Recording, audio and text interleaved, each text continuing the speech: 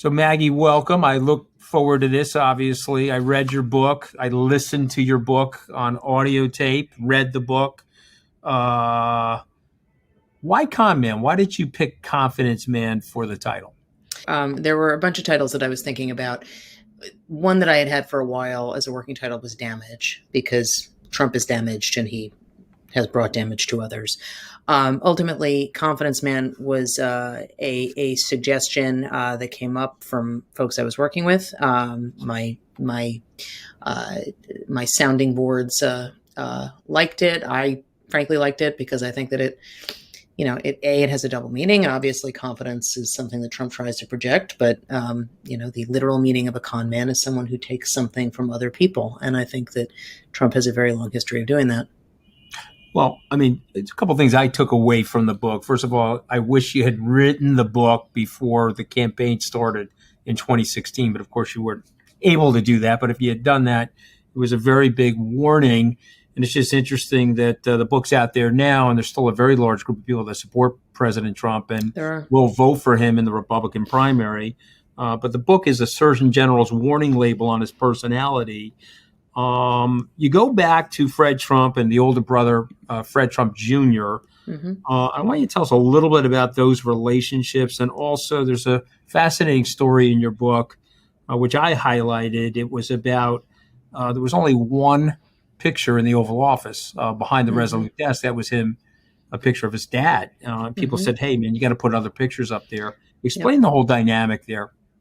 So Fred Trump, there is no Donald Trump without Fred Trump, literally, and also, scenically. Fred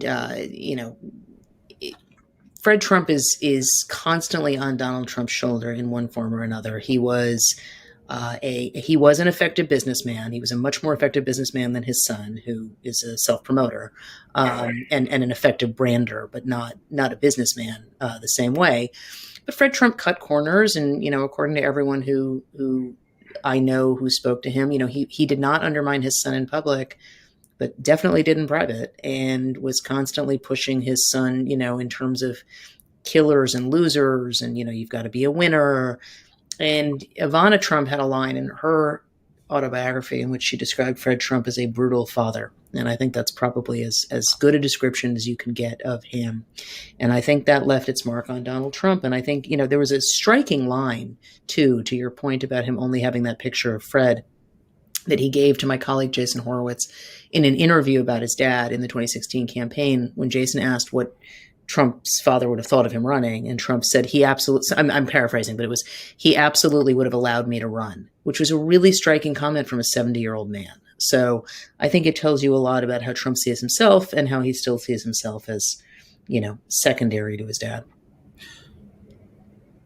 Listen, we both have had personal experiences with Donald Trump. My experience with him, which is not going to shock you, and you and I have talked about this, is remarkable insecurity. Like somebody you've talked about that a lot. Yeah. Somebody that rises to the presidency. Okay, just the bullying and the need to try to tell people that they're smarter than the other person. I mean, insecure people do that. Like, I'm smarter than you. Let me try to prove it to you.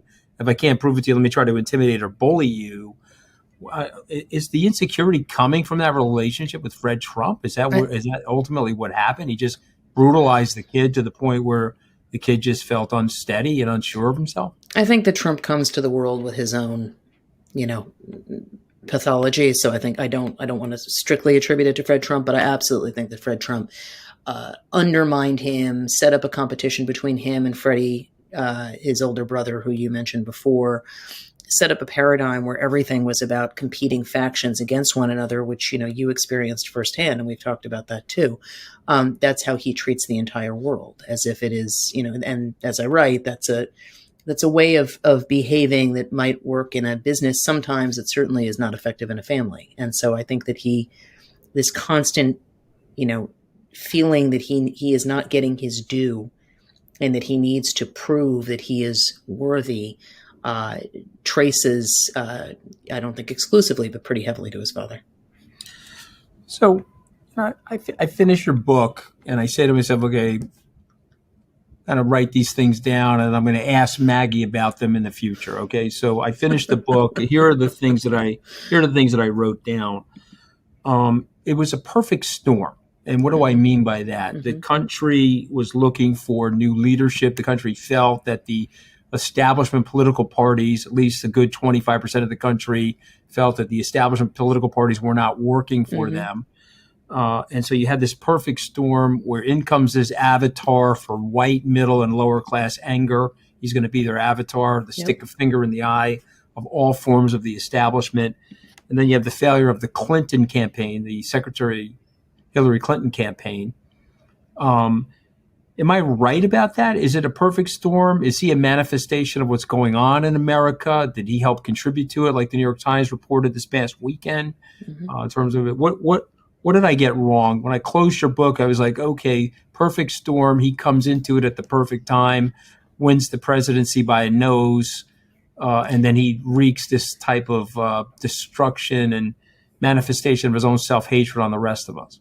I think one asterisk that I would put on there is, yes, I think that the Clinton campaign made some strategic errors and bad assumptions, but I also think that you can't underestimate the degree to which sexism is a real thing, and I think cut against her. I think that a lot of people, she's a polarizing figure. She has been for 30 years. I think that it was underestimated the degree to which people were going to view her negatively and through a negative lens. To some extent, regardless of what she did, a certain sizable chunk of the population. I don't think she helped herself in certain areas. But as for the rest, I think you're right. What I tried showing is that Trump is who he always has been. He is this very shallow, insecure, celebrity status seeker who, in a country that is increasingly celebrity driven, found his moment in the post-Tea Party era. He harnessed that anger when trust in institutions, after a series of national traumas, had really left a mark on a lot of voters. He told people he was going to fight, and he was branded as this successful businessman, Anthony, that he just simply was not. You're from New York. You know that the fiber view of Donald Trump is pretty different than what the rest of the country believed about him, beginning from the 80s. Okay, but New Yorkers like me made a decision to support him, okay, and I can give you the cognitive dissonance, but I'm not going to. I supported him very plaintively because he was the Republican nominee. I had worked in the Republican Party for 20 years, and I was like, okay, I'm going to be loyal. I'm going to support him. Why do you think so many people did that? I talked to Mark Esper about it. I saw Mark Esper at the Army-Navy game. As I walked through the door, Bill Barr was there with Mark. This is last year. This is last year. This past one, 2020, 2022. Yeah. Okay. I'm coming through the door with my wife Deirdre. Mark sees me. Bill sees me, and they said, "Oh, I didn't realize that we're here for the Trump fired person support network." And I started laughing. I said, "Well, I got fired way before you guys did." But it's true. It was not yet fashionable when you got fired. That's true. It was a pretty sensationalist thing, and then it became commonplace. But why did we support him in your mind? Like why did somebody like Mike Pompeo, Mark Esper, myself, Bill Barr? Well, I'll answer that, but I would love to hear your Kelly, General Kelly. I'm more interested in your answer, but I don't think that everybody. I think my answer is distorted because you know that there's a very famous line that people remember things the way they want to and the way they need to, as opposed to the way they really happen. So I think my answer is perhaps less objective than yours. My answer, my simple answer is I supported him because I was loyal to the party. When he went rogue, I decided to ignore a lot of it under the theory that his policies were better than the other person's policies. And so let's ignore that. But ultimately, I have to own that because the license for hatred, the acrimony, the racial tension that he caused, as I've said to Esper and Pompeo, Bill Barr, others, were all accomplices to that. And we could say we did it by accident or we did it proactively, but and I've offered my apology to people for doing that. It is what it is. But ultimately, I think it was a power trip. Ultimately, if we're being honest with ourselves, it's ego that helped influence our decision making. So, and I don't care who you are, you have the opportunity to work in the White House. I was a blue collar kid, built some successful businesses. I can now work for the American president. I was overly tempted by that. I think that's ultimately the most honest answer I can give. But I'm more asking generically. You've interviewed a lot of these people. Mm-hmm. Why did they go work for them? I think that for the group that you just put forward, and I think the more extended group of people who work for Donald Trump who either were fired or don't feel good about it or took issues with him. Look, I think that for a lot of people, it's the same reason that you cited at the outset. It's that they tended to skew Republican, and he's a Republican. He was the Republican nominee. He was the Republican president. So I think that's a piece of it.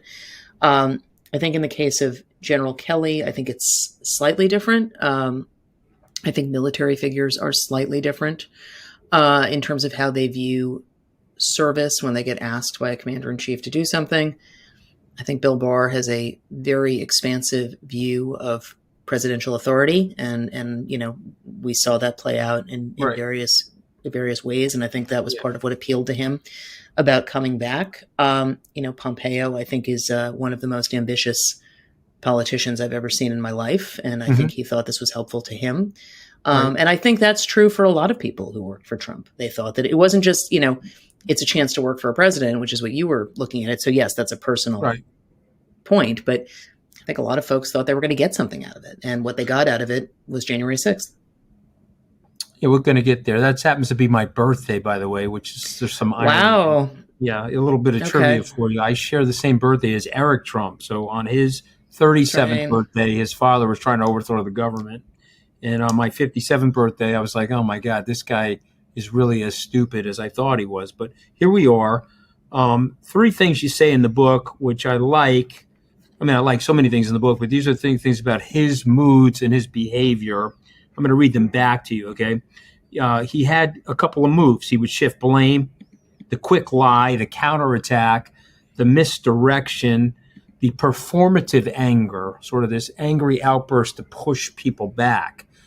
He understood the power of that seat about as well as anybody. When you're sitting in the Oval Office with him, I don't care who you are, he's the president, you're not. Mm-hmm. It can be intimidating to people. Mm-hmm.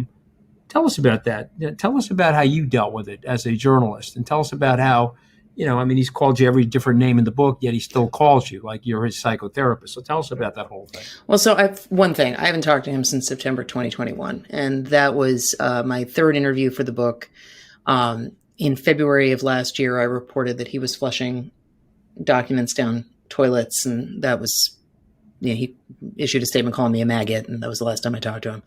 And he has, sort of sent me cryptic messages, or that are alleged to be from him through various people. But that's it.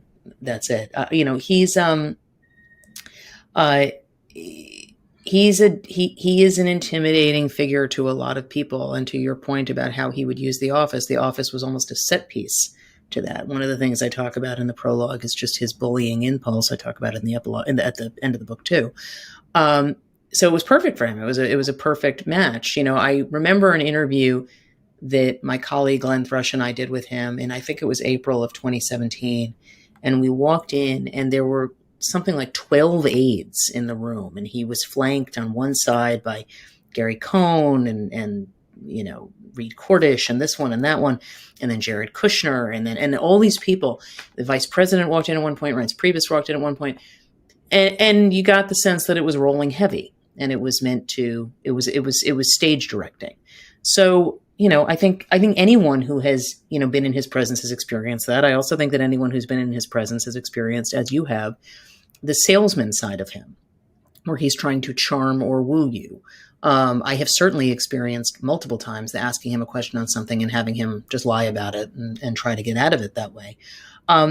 He is, I think that most reporters, certainly in Washington, which is not exactly a place known for a deep brand of honesty, but I don't think any Washington-based reporter had covered somebody who lied about things both big and small the way that Trump does. And I think it was very challenging for the press corps to try to pin him down on any manner of things. I want to move quickly through this interview and go right to January 6th. Sure. Was January 6th surprising to you? No, it was not. It was shocking, but not It's shocking, surprising. not surprising, right? Yeah. So someone like a Michael Cohen said it was going to happen. People asked me. I said, well, look, he's not going to ever concede. He said in Hmm. 2016 Hmm. that if he lost, he would declare fraud. Of Hmm. course, he won, so therefore he didn't That's declare right. fraud. That's So right. he And, was, and the Iowa caucuses were fake, according to him, in right, 2016 because he lost right, them. Yeah. Yeah. right. And of course, the him on tape in the bus grabbing people by the blank. He then went on to say that that wasn't Yeah, him. he said they were investigating. He told the senator that they were investigating whether that was really him. I mean, look, I was not on December. It's really amazing to me the degree to which uh, people were around him were. And you see this in the January 6th House Committee's work and all of our reporting. People were aware of exactly what was going on in the White House. And people were hoping he would, averting their gazes, hoping he would let it go, hoping it would stop. So I broke the story about that crazy Oval Office meeting on December 18th, 2020, that you've seen a lot of video about in those House Right. hearings. And I broke it on December 19th. And I got a call from a Senate Republican staffer who said to me, are we going to have a problem? Actually, I got a text. Are we going to have a problem with a peaceful transfer of power? And I said, yes, you are. Like, that's should be very visible here. And the person explained to me that Kushner and Meadows were telling GOP leadership that, everything was going to be fine. Trump was going to concede. It was going to be okay. Or he was, everything was going to be okay. It was so not to be okay. And so it was not surprising to me. And it was not surprising to me also another story that I helped break and that was cited in the report was Annie Carney and I reported on January 5th that Pence had told Trump he wasn't going to do what Trump wanted in terms of dismissing the results in the Electoral College certification. And Trump had put out a statement saying, we were wrong. Pence and I see this the same way. Trump obviously knew he was saying something that was not true. So no, I was not surprised because Trump was fighting this up until the very last minute. And by the way, Anthony, so much of all of our reporting from real time held up in what we saw from the committee, but that's a side note. Right. Well, no, listen, I mean, one of the reasons why I got on the wrong side of him was my feelings about the press. And by the way, I think I have license. I've been lit up by the press. I've been grinded by late night comedy. I actually don't care. I think it's part of the process if you're going to go into politics. And so, I wrote an op-ed saying that the press is not the enemy of the people. It was in the Hill in April of 2019. He went ballistic on me and told me I was no longer on his team, which that was fine. But the question I have for you is, why is he still, all your reporting, the most recent report today where, you're writing in the New York Times today that he knows that the election wasn't rigged and he knows that he lost the election. We all know that he knows that, and yet he perpetuates this lie.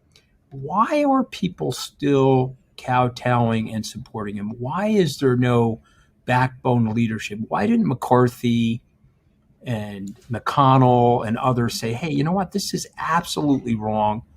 And why? Is it really just his political base and his power? Is that the reason? I mean, are there no principles and there's no courage at all to stand up for this wrong-headed and illegal behavior?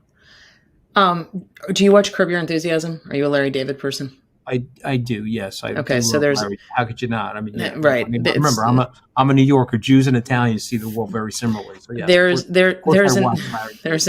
an episode where he has a cast member from the show Survivor and a Holocaust survivor at a dinner. I think it might have been a Seder, and they're yelling at each other and fighting. And somebody knocks over a glass of wine and red wine. And it gets all over the tablecloth. And Larry David's mother-in-law says, somebody get a sponge. And she just sits there and says, somebody get a sponge. And he says, why don't you get a sponge? And to me, that is how so many people have approached Donald Trump, is someone else will be the person who deals with him. I don't have to, but someone will. And so in the case of McCarthy, Yes, it's about the base. It's about McCarthy's own ambitions. We talked about ambition before in terms of all, various officials. You talked about it for yourself.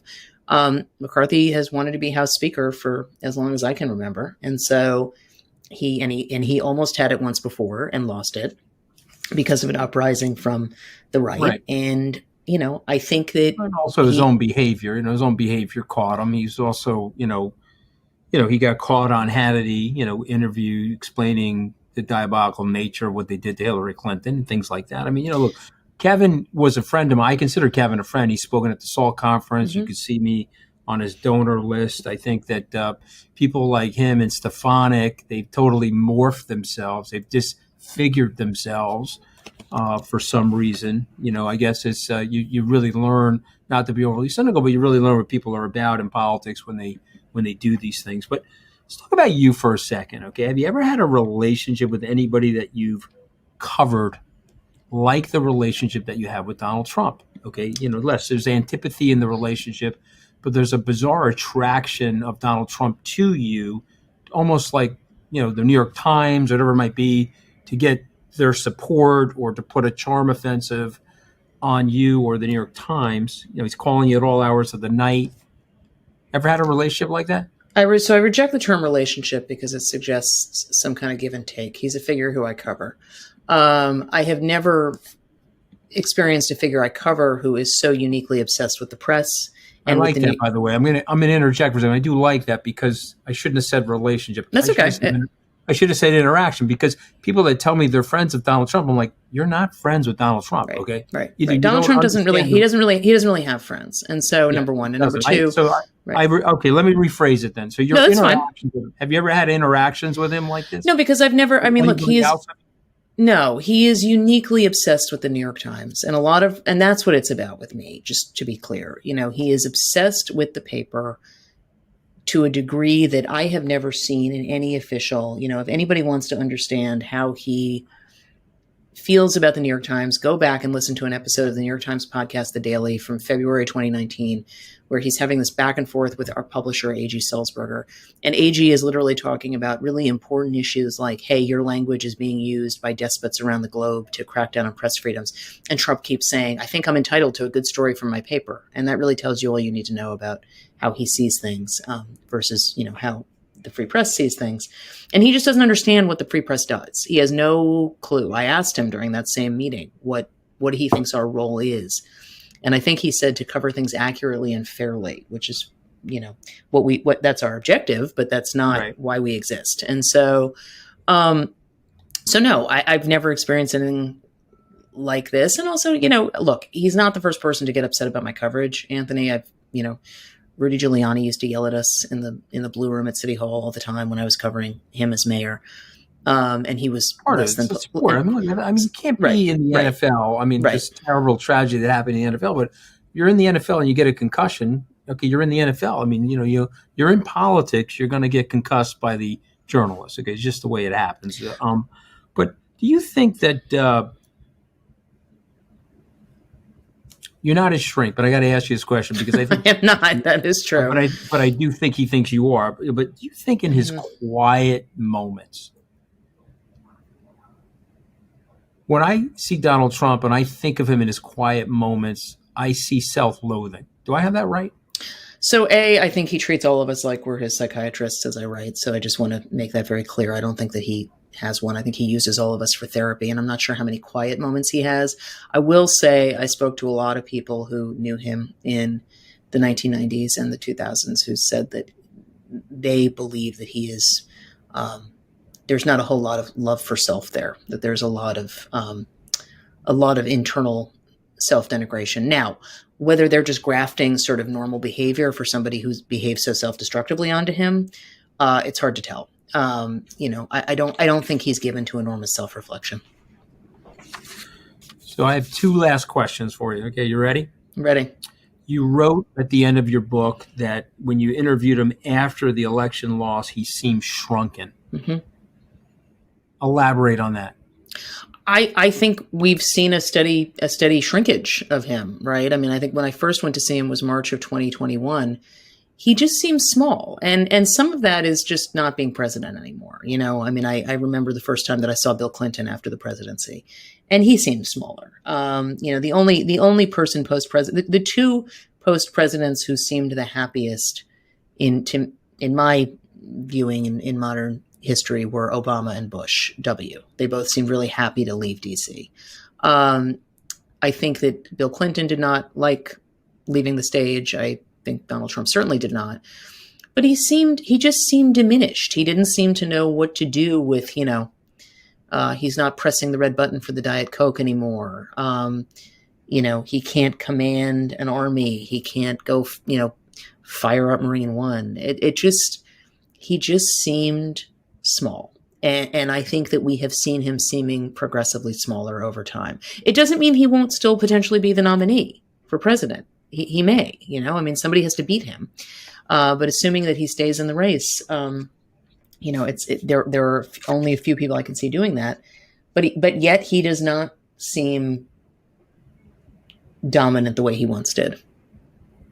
Okay, last question. Who covers them well? That's a good question. Let's say Maggie Abraham covers them the best, but who covers them well besides you? Well, thanks. But I think Jonathan Swan and Josh Dawsey and Mike Bender are all really, really, really strong reporters on the Trump beat. I think Jonathan Swan's Off the Rails series was one of the best pieces of journalism about the final days of Trump. Yeah. Very good. All right, well, that's good. When does the paperback come out, Matt? It's a good question. I think a couple months. It'll be easier. It'll be less heavy to carry around. So, look at it that way. All right, well, listen, it was an awesome book. Appreciate Thanks, your time. Anthony. Confidence, Man, The Making of Donald Trump and the Breaking of America. People will be studying your book, Maggie. It'll be 50 years from now. It'll be in a political science curriculum somewhere, for sure. And so congratulations on the book. And I look forward to many more years of your successful reporting, but hopefully it won't be about a future President Trump, which is not out of the question. We both know that.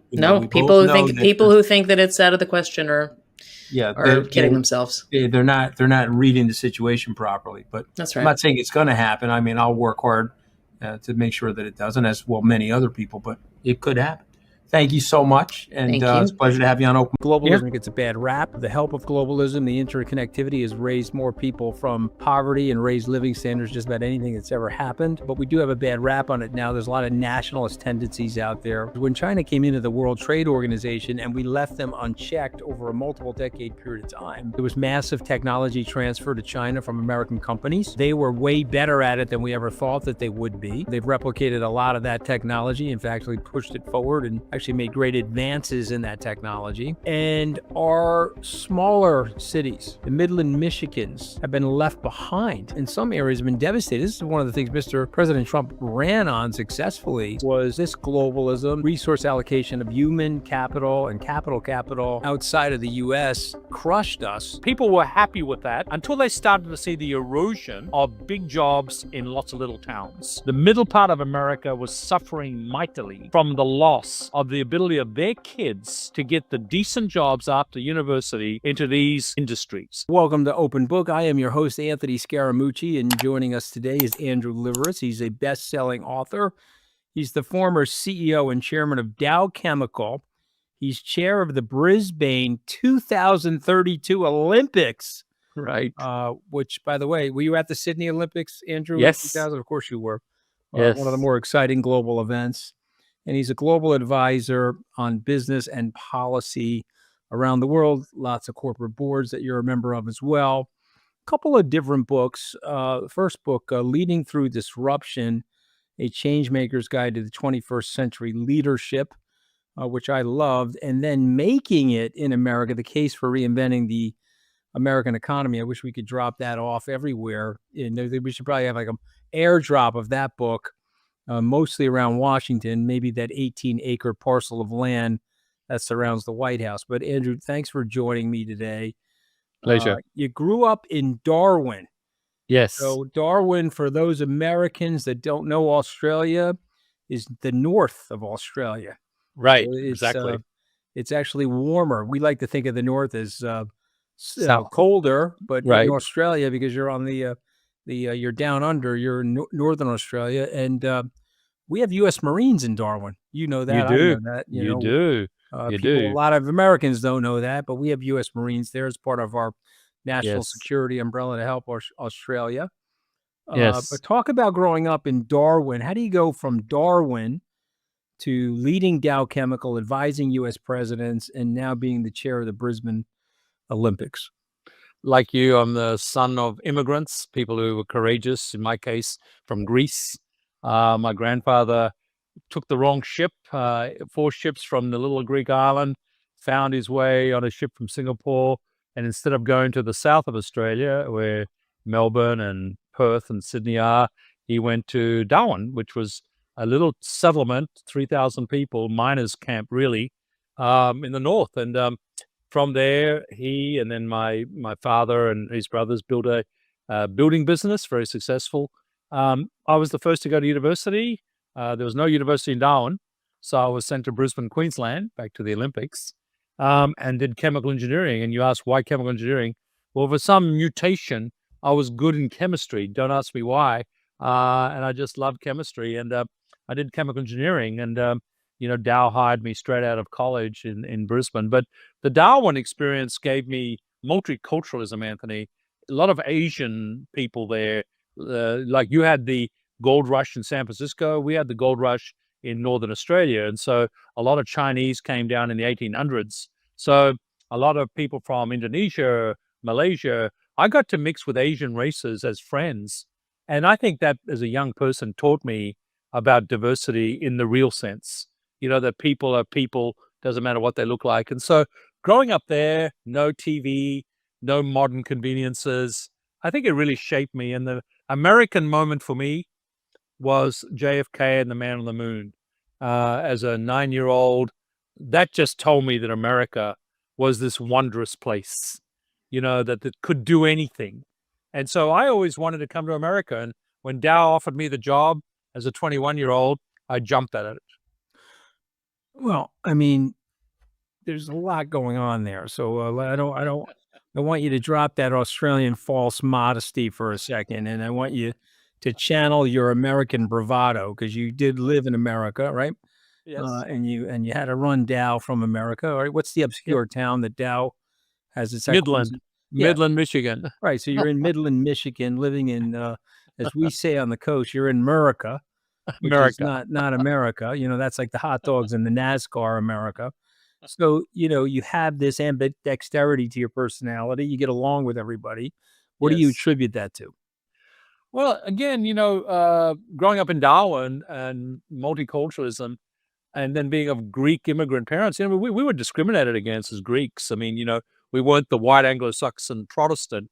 So in Australia, to get ahead in my era, you had to go to the right school, very British in that sense. Mhm. And so I was a mold breaker because I absolutely challenged the conventional as a young person. And I really felt that meant that I was inclusive and that you had to walk in other people's shoes, the proverb, right? To really understand them. So I never judged people based on things that I heard and read in the press, in particular the press. And so I'd lived experiences, and the American model of taking Australians as a English Mhm. speaking nation, Mhm. and putting us in different places. My early assignments in Dow were all in Asia, and I loved it. I went to China Yes. when it wasn't a thing, and I put it down to that. That gives me inclusiveness as a primary way of doing work and business and relationships. Relationships to me are everything. I was surprised by your book. I'm going to tell you why, because I saw you as we've gotten to know each other. Yeah, Obviously, you're an incredible, amiable person, very personable, but you're an entrepreneur. And when I read the book, yeah, I was thinking, okay, Andrew's obviously a great guy, incredibly personable. He's got to be this corporate leader. Dow is in the S&P 500. He's got to yeah. have this sort of regimentation to your personality and this corporate structure.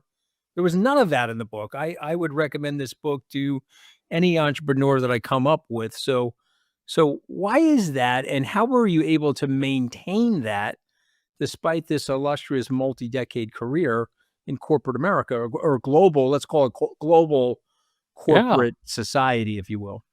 I'm going to give you a simplistic answer, as I'm prone to do. Time zones. I grew up in Asia, doing business in Asia, where Midland, Michigan, the hitherto is headquarters in the middle of tundra, nowhere, Michigan, was 12 time zones, 14-hour time zones away. And before email and, all the things that we're used to today, back then, you had to make decisions on the spot. And so I learned that I didn't need the corporate policy book to do what I needed to do to give Dow a front advantage. And I became a corporate entrepreneur. And so when I was selected in to be CEO, and I was asked to come to headquarters, and they could smell me and see me, and see me in the corporate headquarters, I was a building an entrepreneur from day one. And so when I made the pitch to what I would do with Dow, I said, we've gone to sleep. We're a 100-year-old calcified enterprise that was great once and has lost its way. I would change how we operate. I would change the culture. I would be a culture buster, and I would bring entrepreneurism back to, in this case, Dow, but the chemical industry in general. So they wanted me for that reason. And I said, okay, you hire me. I am not going to rest. I'm going to change us. I got to tell you, that was easier to say than do, changing 60,000 people to being entrepreneurs when they're used to the corporate rule book. Great storied companies in America died, okay, because they didn't do that change. Right. Well, I was given the mandate by the board to be an entrepreneur as I learned to be in Asia. Right. And that, frankly, is what I'm doing today. I'm having more fun today than I had being CEO of Dow, because now I can be an entrepreneur across a whole plethora of different places, including the Olympics. It's because you married right, Liveris. Okay, you married right, and you're getting the opportunity to finally enjoy your beautiful wife. That's So the reason true. you're doing so well. But You got that right. This is, listen, I feel I read your books in reverse order. Okay. So I read Leading Disruption first, Okay. but then I read, second book, Made in America second, or Making It in America, Make It in America, excuse me. But I felt like the first book is more relevant for 2025 in some ways. You had some prescience in this book. This book was written, in, correct me if I'm wrong, maybe 10 years ago, right? 2013 or something like that. Yeah. And so what did you see in 2012 and 13 that is now so eminently relevant here in America? Yeah, look, the second book touches what the first book presented. I was CEO for 7 or 8 years, go to Washington very regularly, and frankly, it was like getting root canal surgery on a daily basis. I would go to Washington and talk to legislators and people in the executive branch, and I would get nowhere on what the American competitive advantage needed to be from a policy point of view. I was getting told what the policies were and had to be based on political expediency. In other words, what gets me elected. So the short-termism of government was now prevalent. We already got short-termism in finance. When we throw government on top of it, and those two bodies that made America great were calcified on policies that were relevant to the 20th century, I said, for manufacturing in America, only 11% of the economy, we will lose invention. We will lose R&D. We will lose to China and other competitors who are investing in R&D for the long term, because with manufacturing gone, R&D goes. Every R&D lab is attached to a prototype manufacturing facility. That was what made me write that book. I was so frustrated. Thankfully, it got President Obama's attention. He made me co-chair of the Manufacturing Council for his 2 terms. And then to my great surprise, I got the call from President Trump when he got elected, was president-elect, second day, to come in and do the same with his administration. But your point, it's never been more relevant than now. And I could write that book again now and change very little. Because you know what? We're making great progress in digital technology and AI and all the things. But the heartland of American inventionists, materials, and the things that go into building the real economy, we've been losing and losing and losing. And so there's a lot of things going on in the world right now, including tariff protection, which I don't believe is a good thing, because it's a blunt instrument, but it does have the effect of bringing back capability to the US. And not that I would go there as my lead.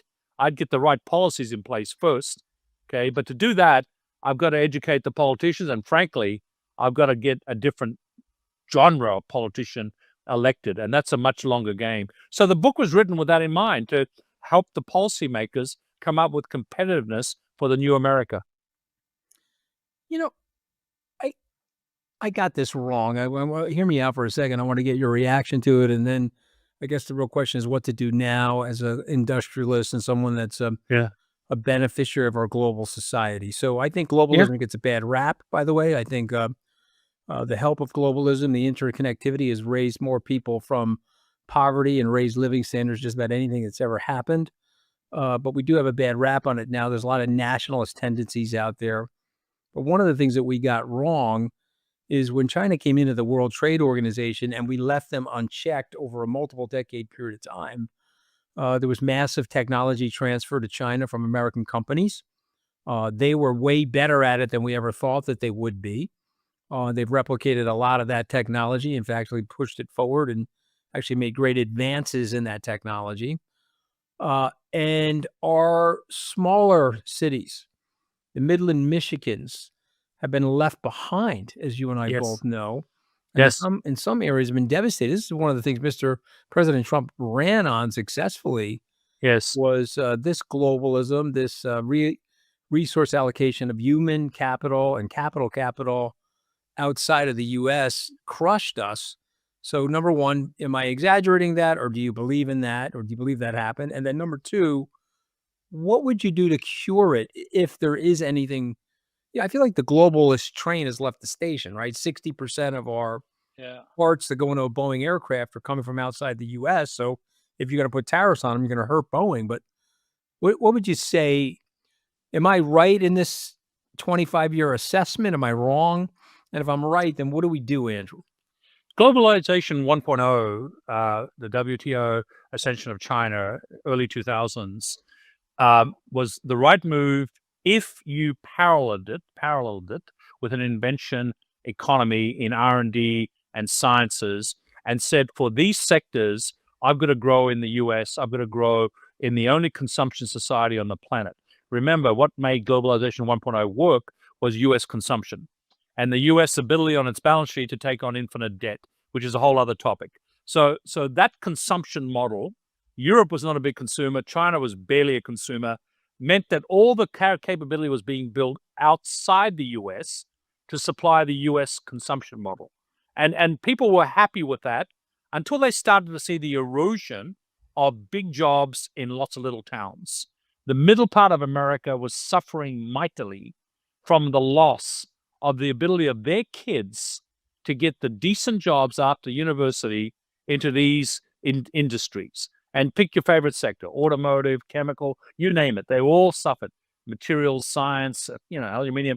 So Globalization 1.0 was bound to run out of runway if different consumption societies didn't get created. And here's the problem with the different consumption society created in China, and for that matter, Japan, now the forerunner to China. They have barriers to entry for foreign multinationals. They create not just financial barriers, but specification barriers. I used to say about Dow, we were big in every country in the world, but I could never be big in Japan because they created specifications just for Japanese companies.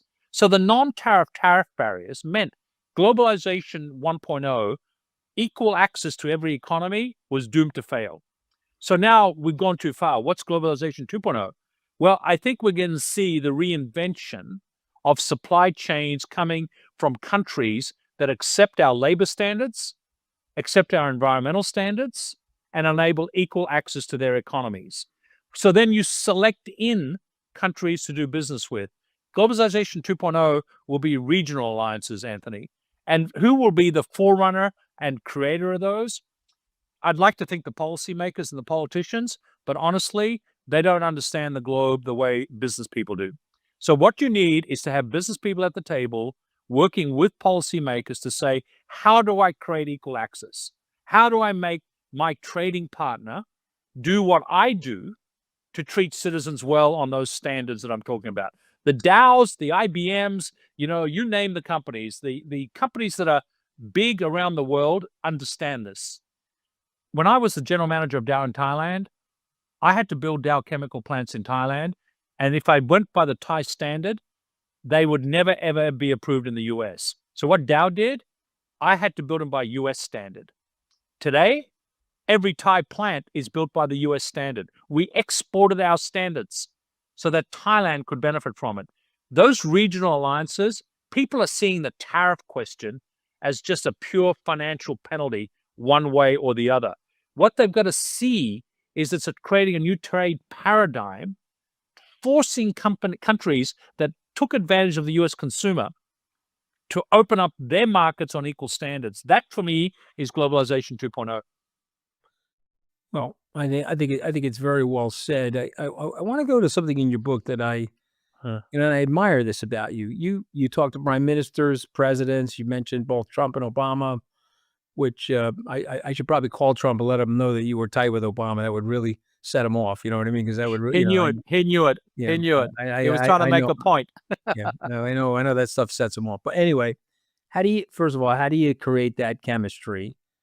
And then, without giving up names, tell us about one conversation behind closed doors that really struck you. You know, where you saw leadership at its best or worst, or I think what sometimes happens to people that are not close to leaders, Andrew, is we either demonize them or we create this heroism and hagiography about them, where, as you and I both know, neither are true. They're just human beings in high-profile positions, high-stress positions, ambitious and smart, certainly, but also prone to the human foils that we all are, the vulnerability that we all have as human beings. So tell me something, give me some instruction, give me some guidance. A lot of young people listen to this podcast, and tell us something. Everyone's putting their pants on the same way.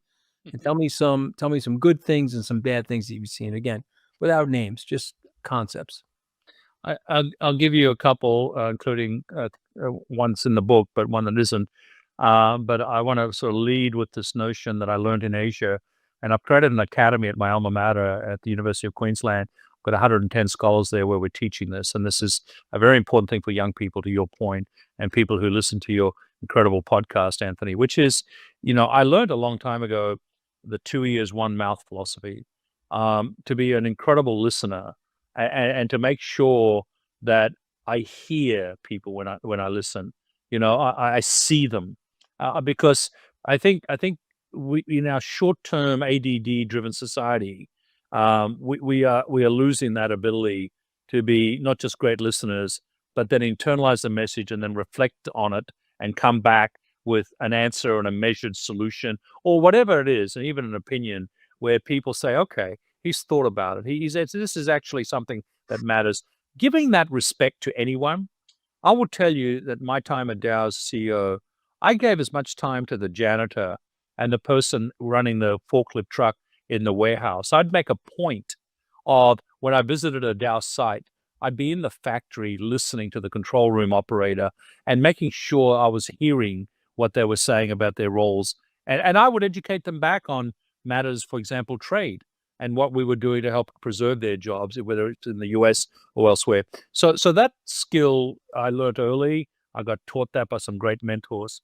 A couple of moments that I've had over the years that showed me the point you're making about human vulnerability at every level.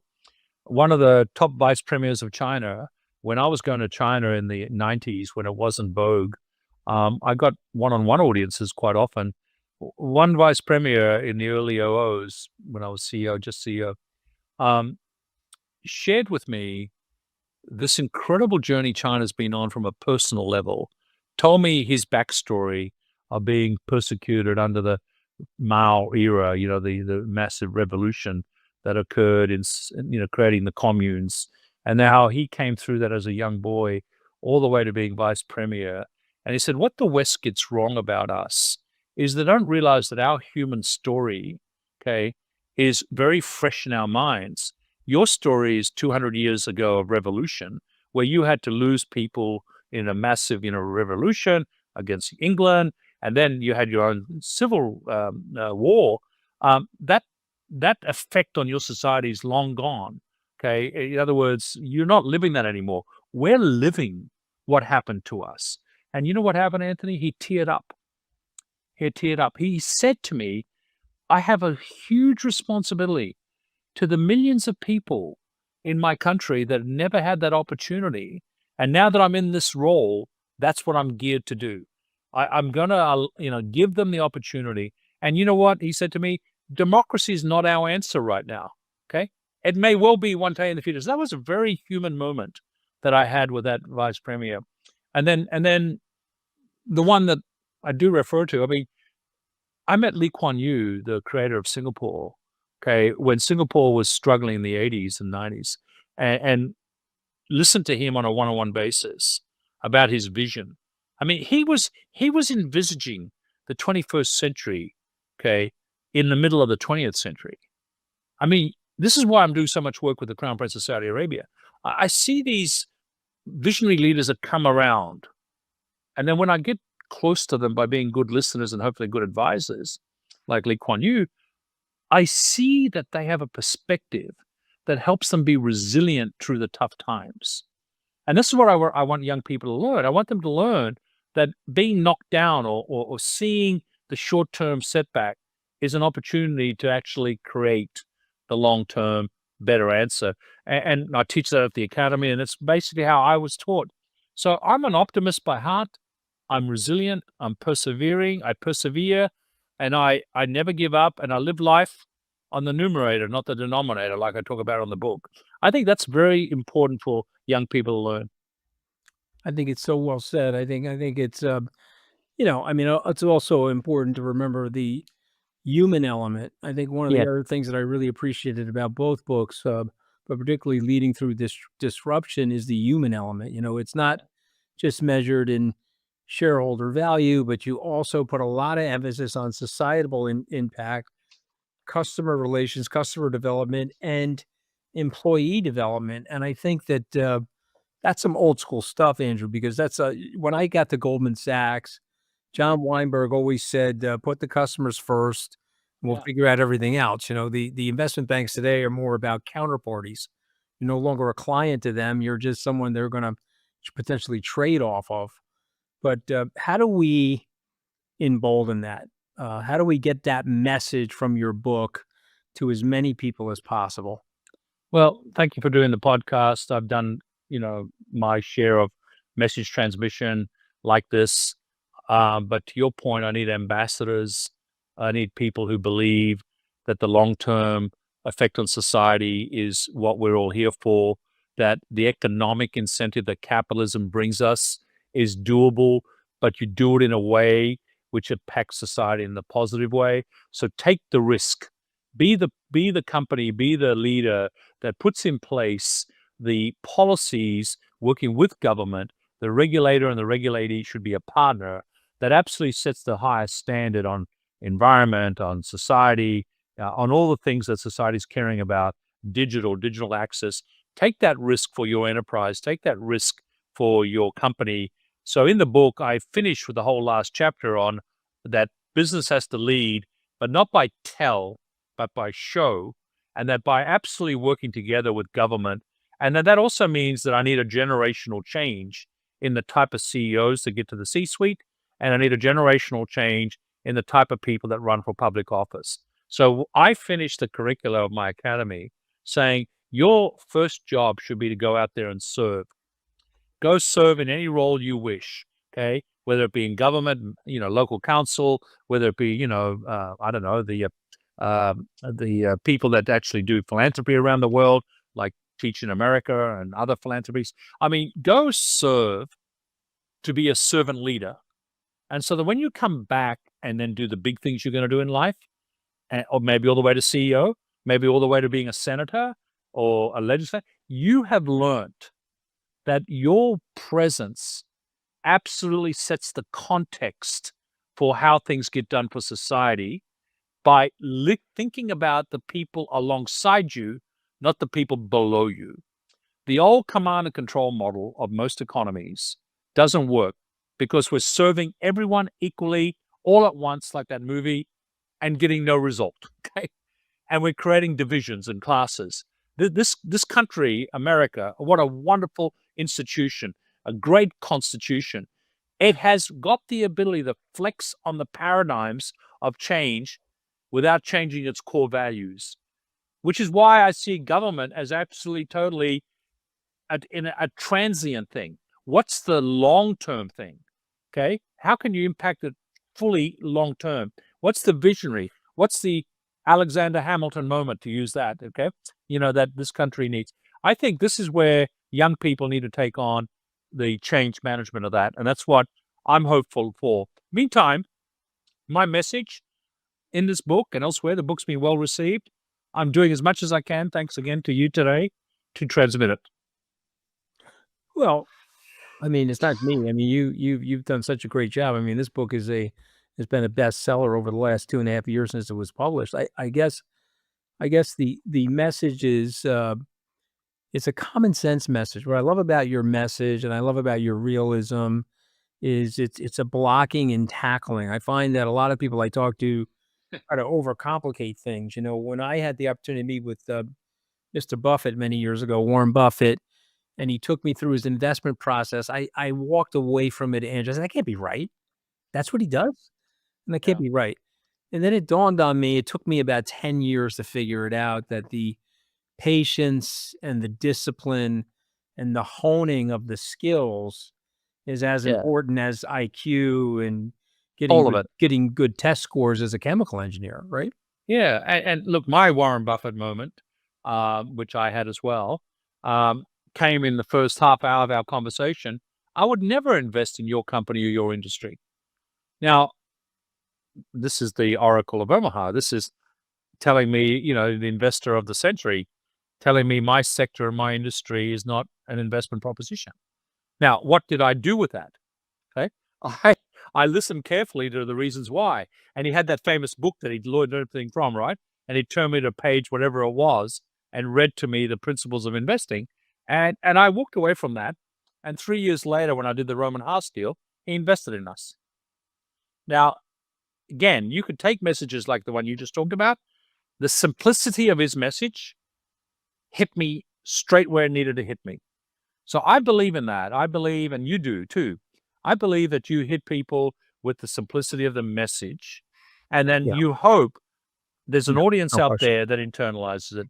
Yeah, I no think young question. people are looking for that, Anthony. That's exactly what they're looking for. No question. You and I are in the absolute same camp as it relates to this. I believe that you have to uh, empower people, but give them that simplistic stuff. I mentioned this to you because there's something else that you're doing which I really love. Okay, you didn't really retire; you sort of rehired yourself into different areas of life. And when I saw Mr. Buffett, this is a little embarrassing for me, but I'll share this with you. I pitched him on the idea of creating a presidential library, but an investment library in Omaha, Nebraska, where all of his writings, his teachings, book recordings, books on investing, seminars on investing, that you could turn this into a learning center for people, and it could be a legacy and monument to his work.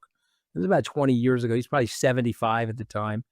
And he, out of hand, rebuked me, and he proceeded to tell me that he's just getting started, that he's 75 years young, and there's no place in his life to write a book to describe his legacy because he's just getting started. He's as fresh as a spring chicken, and that, as far as he was concerned, that he would never want to do that because that would be the big process of digging his own grave.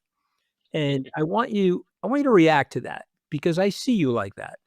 I see you as somebody who is young at heart, young in spirit, and somebody you're working incredibly hard today, probably working differently and perhaps even more invigorated. And so what lessons can we learn from that, Andrew? Yeah, look, walk the talk. I mean, I did this throughout my Dow career.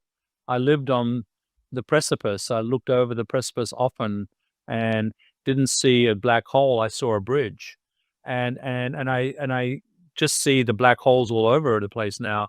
The precipice all over the place, and I have the freedom of deploying myself to absolutely help solve these intractable problems.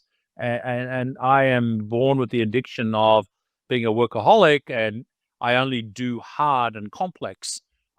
there's something about my wiring that loves hard and complex, and the easy stuff, plenty of people will go at that. But when I see the collision of geopolitics, digital, environment, societal, I see these pressure points that are going on and colliding into big time policy discussions and big time, country discussions like tariffs and big time everything. I say to myself, I'm going to deploy myself against all of those. And you're right, I'm busier today than I was running Dow. I will then be in those enough to know enough about the content and then elevate out of them and help provide solutions of being a good advisor and a good board member and a good investor, actually. And so, I mean, one of the fun things I'm doing is I set up a family office like you have, and I've got my two sons involved in it, and they and I'm mentoring them. And what better fun and what better legacy to your own family than that? And then to these 110 kids in this academy, I get, over 1,000 applications for that around the world already, and they want to learn this stuff. So I don't see it as retirement. I see it as, I don't know, keeping yourself relevant on the things that matter in life. And of course, you said it earlier, being a great husband, just had our 42nd wedding anniversary, being a great dad and great grandfather. Yes, yes. But I never want to be a solo something. I want to be on multiple playing fields so I can learn as much as I can. And no better example and metaphor than the Olympics, right? I mean, Mhm. we're talking Yeah, about being no on question. multiple playing fields. Mhm. No questions. Let's talk about that. I wanted to ask you about that. This is it'll be 32 years since the Sydney Olympics. Yes. It's a huge project. You've got a global impact. It's again inspiring, motivating people. There's legacy aspects of this. It's your beautiful country that you love. What do you want those games to symbolize about your philosophy and leadership? Thank you for saying it that way. I've just come back from a trip to Japan with the Queensland State Premier, and we were on a trade mission advertising the benefits of the state of Queensland in Australia. But of course, the Olympics became a centerpiece. And in the room, I could see the dozens and dozens of people we were talking to, CEOs and chairs of major Japanese corporations, politicians, you name it. I could see that the Olympic brand elevates the conversation.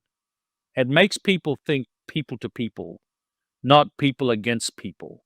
It makes people think of excellence and performance. And yes, gold medals for my country. It makes people think about equality, like Paralympics and Olympics now has become an equal brand. And, my peer, Casey Wasserman, who you know well, out in LA, is putting a lot of effort into that. And so what I want the legacy that I have on presenting the two games in Australia is, of course, number one, to show the Australian attribute, warmth, hospitality, friendliness, good naturedness, amazing location in terms of geography and nature, our addiction for sports. Yes, all of that will be on display. But I also want, because of my unique position in life, I want to show that globality, you touched upon this earlier, globality is a good thing. Okay. It enables things to happen. I have an impression, an image from the Paris Games. I've toured the village during the Paralympics. I went to Osserbock, which is a company out of Germany's facility in the Paralympic Center. It had prosthetics and artificial limbs and all that available for the athletes to come in. They showed me the countries that would come in every 4 years and replace their limb with modern technology free of charge, subsidized by the Olympic movement, and the previous manifestation of their technologies. And it elevates humanity equally to have access to that. That's what I want all of us to feel after these Olympics. That, yes, it's a sport event, but it's a human event, to your point about human element. And I want that presentation to be on full display.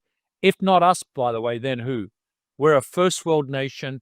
God bestowed upon us incredible gifts of natural resources. We have a manageable size population. We live an incredibly charmed life. We live the lucky country, as we're called. If we can't do it, then who? I want us to be the displayer of that. I love it. I mean, it's so well said. All right, so we're down to the point in this podcast where I picked out 5 words from your 2 books. I'm going to say the word, Andrew, then you're going to give me a 1 or 2 sentences or a word that comes to mind. Okay, you ready? Yes. Disruption. A black hole, precipice, an event that looks insurmountable, that in fact needs solution. It happens all the time, though, right? Yes, Yeah, all the time. you have to be ready for it. Leadership. Leadership means being wide, not just deep. Having the bandwidth of walking in other people's shoes. Legacy. Impacting generations, not for your personal brand, but for their personal uplift in the human spirit. Brisbane. The little engine that could, growing up before our very eyes to be a top-tier city in the world. Resilience. You know, Primavera and the famous boxing match, being yelled at, stay down, but nope, he didn't stay down. He was being pummeled. He got back up and soared through. I mean, it's so well said. I mean, there's nothing left for me to say, brother. Okay, I love that. Okay, I appreciate you joining us on Open Book. The title of the book is Leading Through Disruption, and the second title is Built in America. And I got to tell you, I love both books, but I'm going to tell you the Leading with Disruption should be at every business school and should be a manual for people. Thank you, and I Anthony. appreciate you joining Open Book. It's always great to be with you. Can't wait till we're together again.